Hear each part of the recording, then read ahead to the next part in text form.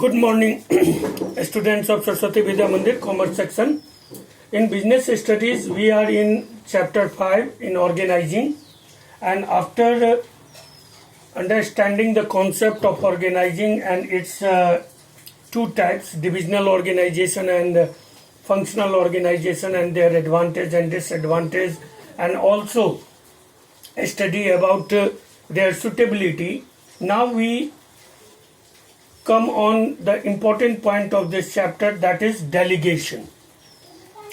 As we know that organizing, where a group of people work that were in a integrated form, that were called organization, and it has two types: functional organization, in which work were divided on the basis of function, and a similar functions were gathered together and creation of a department.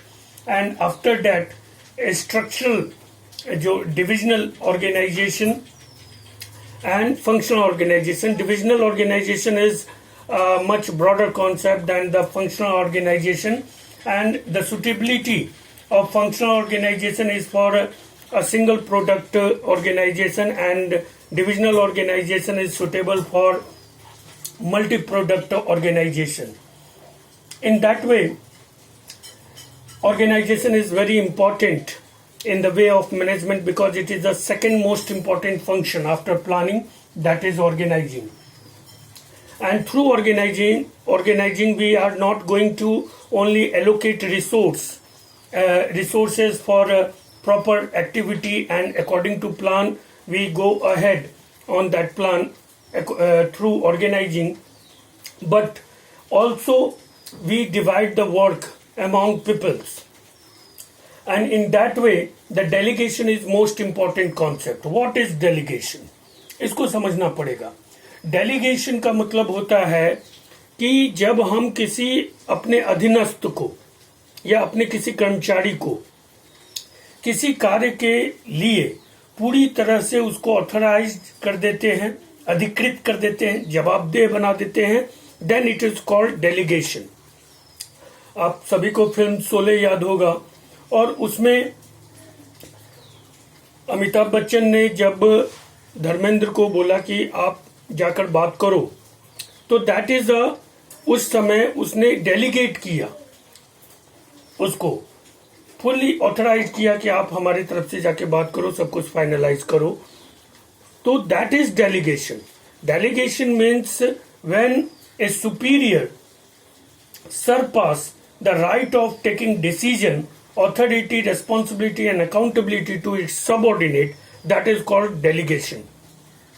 हम लोग news में सुनते रहते हैं कि Britain का, America का delegation team आया है और भारतीय प्रधानमंत्री से या भारतीय अधिकारियों से मुलाकात करता है. तो डेलीगेशन का मतलब है कि उस टाइम अमेरिका के जो भी अधिकारी हैं, राष्ट्रपति हैं, वो उस टीम को सारा पावर दे देते हैं कि जाकर आप इस एग्रीमेंट को पूरा करिए, इस पे डिसीजन करिए, इसके साथ, इस देश के साथ एग्रीमेंट करिए, प्रोसेस को तेज करिए.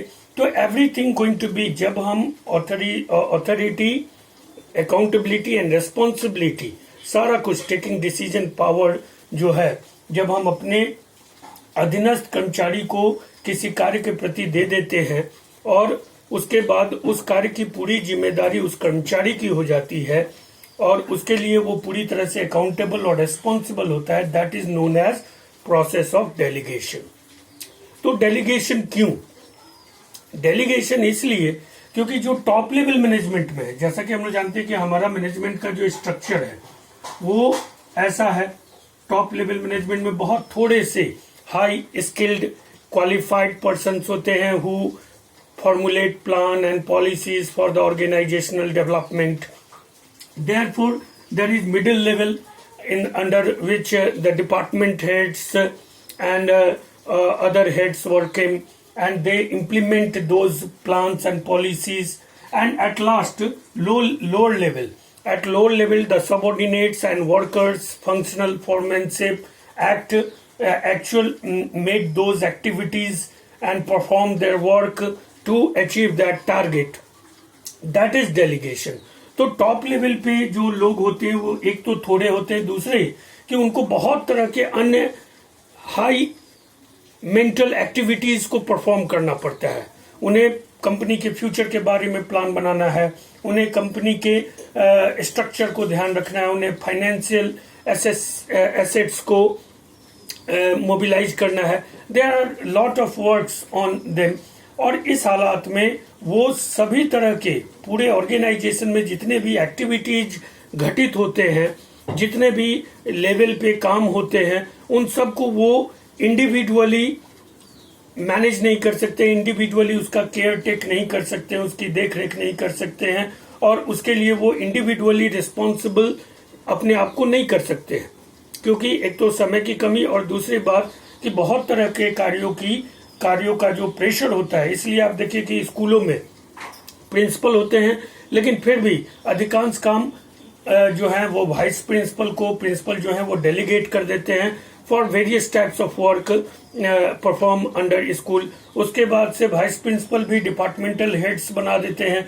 अब वो डिपार्टमेंटल हेड्स पर्टिकुलर डिपार्टमेंट के कार्यों के प्रति पूरी तरह जवाबदेह होते हैं।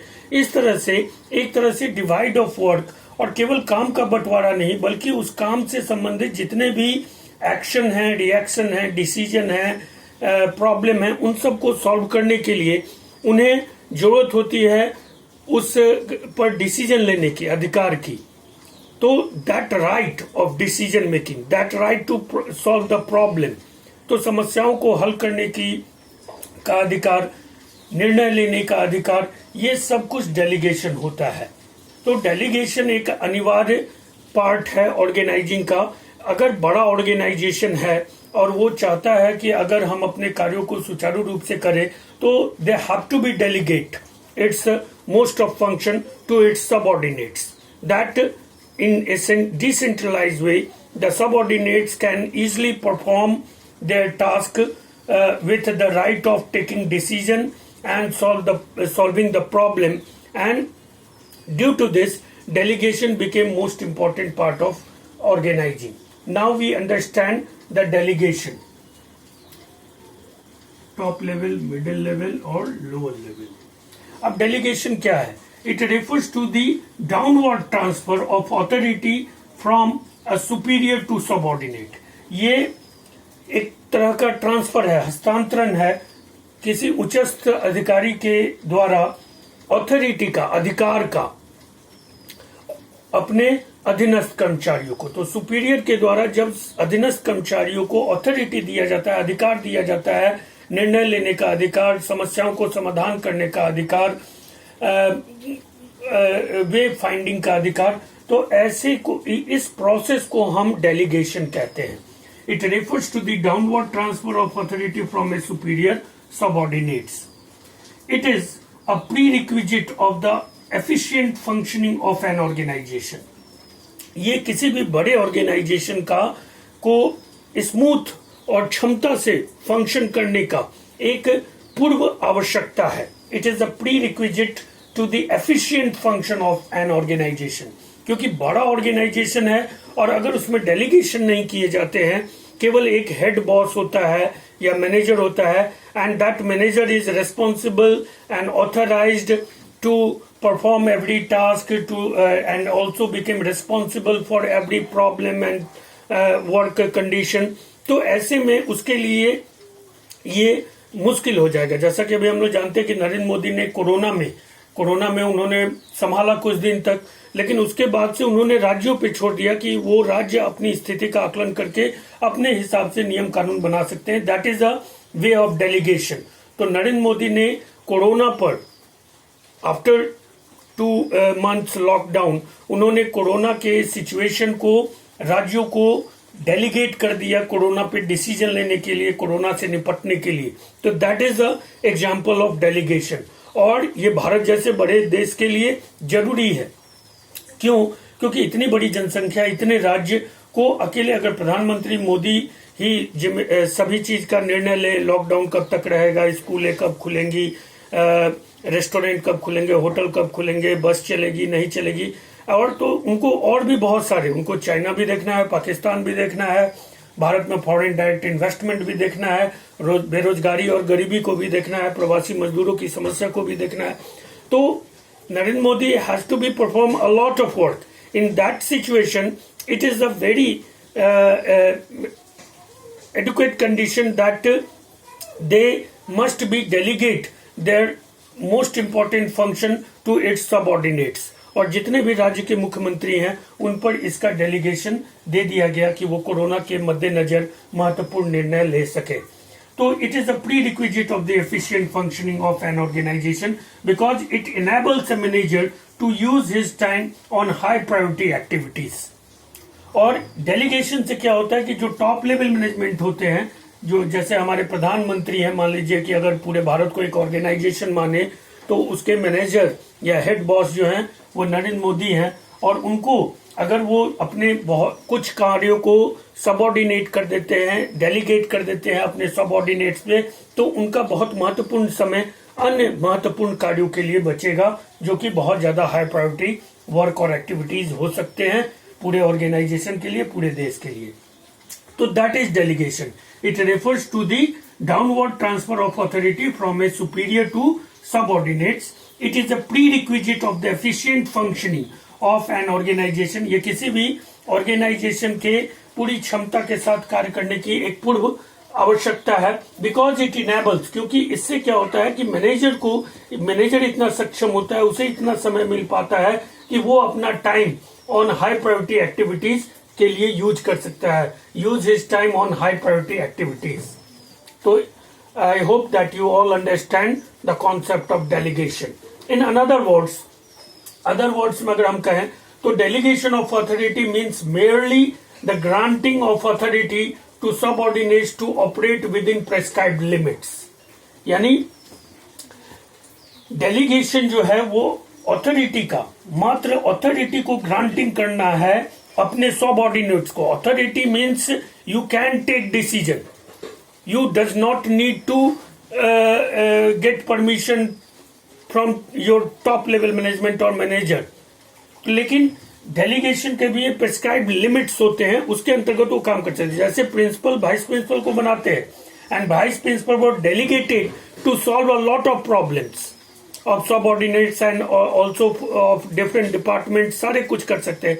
लेकिन वाइस प्रिंसिपल का भी एक प्रिस्क्राइब्ड लिमिट है, तो उस लिमिट में उनको अथॉरिटी दी जाती है कि आप इन सब कार्यों को देखें. लेकिन अगर कुछ महत्वपूर्ण डिसीजन है, कुछ महत्वपूर्ण निर्णय है, तो वो सारे निर्णय ले सकते हैं. अथॉरिटी के भी एक लिमिटेशंस होते हैं कि वो किसी कार्य के प्रति जहां पे वर्क प्रॉब्लम, जो ग्राउंड लेवल वर्किंग या फंक्शनल फोरमैनशिप जिसको हम कहते हैं, जहां पे एक्चुअल काम होते हैं, वहां पर आने वाले समस्याओं को समाधान कर सकते हैं. उनके लिए वो फुल्ली तरह से ऑथराइज्ड है. बट सम इम्पोर्टेंट डिसीजन जो है वो ले भी सकते हैं कार्य के प्रति, लेकिन उनका भी एक प्रिस्क्राइब लिमिट है कि वो कहां तक अपने अधिकारों का प्रयोग कर सकते हैं और किन कार्यों को परफॉर्म कर सकते हैं. तो delegation of authority means merely, केवल ग्रांटिंग है, अथॉरिटी का ग्रांटिंग है. आप कोई निर्णय ले लिए, हमने आपको सबऑर्डिनेट जब कर दिया, तो आप जो भी निर्णय लेंगे उसके साथ हमको रहना है. Authority to subordinate to operating within prescribed limits. अब है एलिमेंट्स ऑफ डेलीगेशन. डेलीगेशन के तत्व कितने हैं? डेलीगेशन को हम लोग हिंदी में कहते हैं अंतरण. तो what is the elements of delegation क्या है? तो डेलीगेशन के 3 महत्वपूर्ण एलिमेंट है: अथॉरिटी, रेस्पॉन्सिबिलिटी एंड अकाउंटेबिलिटी. और ये तीनों चीज अलग अलग है, लेकिन डेलीगेशन के साथ ये तीनों चीज ही, डेलीगेशन में ये तीनों चीज शामिल हैं. और whenever we delegate any subordinate, it means we transfer all these 3 things to our subordinates: authority, responsibility and accountability. यानी ये बात स्पष्ट है, जब किसी कार्य को करने का हम अथॉरिटी किसी को देंगे तो जाहिर सी बात है कि ये तीनों चीज साथ चलते हैं. अथॉरिटी जब किसी को होगा, किसी को कार्य करने का अधिकार होगा, निर्णय लेने का अधिकार होगा, तो उस निर्णय में अगर कोई खामी है, कोई कमी है, तो उसके लिए जवाबदेह भी वो होंगे. और उस निर्णय के बाद अगर किस कार्य में किसी तरह का बाधा उत्पन्न होता है या कार्य नहीं हो पाता है, तो those subordinates are also became responsible for that particular failureness. So that is element, that is authority, responsibility and accountability. Responsibility, authority तो हम जानते हैं निर्णय लेने की क्षमता, ठीक है, हम निर्णय ले सकते हैं प्रॉब्लम पॉइंट्स पे, हम किसी समस्या के समाधान के लिए निर्णय ले सकते हैं, हम किसी परिस्थिति में किसी प्रकार का निर्णय ले सकते हैं. रेस्पॉन्सिबिलिटी क्या है कि now when I were authorised for a certain task, then I also became responsible for that certain task. तब ऑथोरिटी के साथ ही हम रेस्पॉन्सिबल हो जाते हैं. जब हमने ऑथोरिटी लिया तो उसके साथ ही हम रेस्पॉन्सिबल हो गए, यानी कि अब हमको उस काम का देखरेख करना है, उसके लिए हम पूरी तरह से जिम्मेदार हैं. काम में अगर डिले हो तो भी जिम्मेदार हैं, काम अगर खराब हुआ तो भी जिम्मेदार हैं. तो when we get authorised for a certain task और work, then we also responsible for that particular work and task and then accountable also. और जब हम रेस्पॉन्सिबल होंगे, ऑथराइज होंगे, तो अकाउंटेबल तो खुद ब खुद हो ही जाएंगे, क्योंकि अगर उस काम के बारे में जो भी कुछ हुआ उसके बारे में हम ही से पूछा जाएगा, हम ही से जवाब लिया जाएगा. And I have to be answer those all question which are asked from us about a certain task or performance. So what is authority? It implies the right of an individual to take decision and to command his subordinates. यानी subordinates को command कर सकते हैं, इसका अधिकार. यानी subordinates को आपको आपका ऑर्डर मानना है आपके सबऑर्डिनेट को, तो you can command your subordinates. दूसरा है कि it is also a right to individual to take decision, यानी अपने सबऑर्डिनेट्स को कमांड करने का अधिकार. आप अपने सबऑर्डिनेट्स को जो कहेंगे वो करेंगे. प्लस अगर जो काम हो रहा है सबऑर्डिनेट्स के द्वारा, आप जो करवा रहे हैं काम, वहां पर अगर कोई समस्या है तो आप डिसीजन भी ले सकते हैं. दूसरा है responsibility. It is the obligation of subordinate to properly perform the assigned duty. ये एक ऑब्लिगेशन है. जब आपको कोई ऑथोरिटी देता है तो you are obliged to that person and you also oblige obligation of a subordinate, that subordinate also obliged to properly perform that assigned duty. तब उस assigned duty को properly perform करने के लिए वो subordinate responsible होता है, क्योंकि उसने authority ली है तो वही अब उसके लिए responsible भी है. And third, accountability. Accountability, it implies being answerable for the final outcome. Once authority has been delegated and responsibility accepted, one cannot deny accountability. यानी वही बात जो हमने कहा कि it implies being answerable, यानी अब उस कार्य जिसके लिए आपको ऑथराइज किया गया and with authority you became also responsible towards that certain work or performance, then after you also accountable for that particular performance in particular action. And accountability is answerable for the final outcome. यानी जो भी आपने निर्णय लिया, जो भी आपने जिम्मेदारी ली, उसके लिए आपको एट लास्ट आंसरेबल होना पड़ेगा, जवाबदेह होना होगा कि ये क्यों हुआ, कैसे हुआ, कहां पे हुआ. Answerable of for the final outcome once authority has been delegated.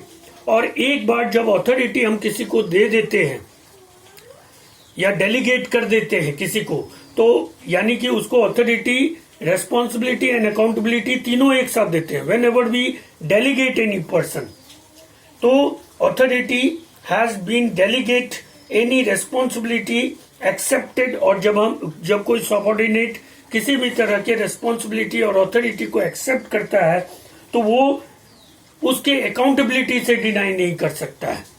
यानी वो उसको जवाब देना होगा फॉर आउटकम्स पुअर और गुड.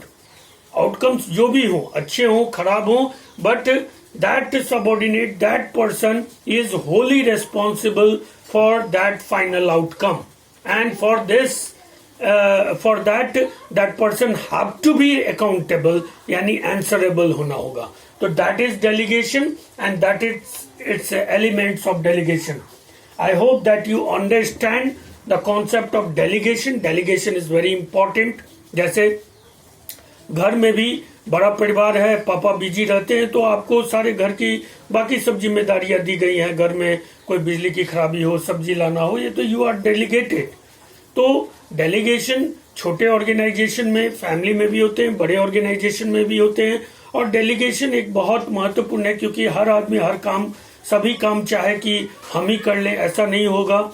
ऐसा हो भी नहीं सकता है. अगर ऐसा होता है तो डिले होगा काम में, डिसीजन मेकिंग में दिक्कत होगा, डिसीजन मेकिंग में डिले होगा. और इसलिए हम डेलीगेशन को चुनते हैं. और डेलीगेशन इसलिए ऑर्गेनाइजिंग का एक बहुत इंपॉर्टेंट फंक्शन है, जिसे ऑर्गेनाइजेशन के टॉप लेवल मैनेजमेंट यूज करते हैं. And almost in every organisation we can find easily the delegation.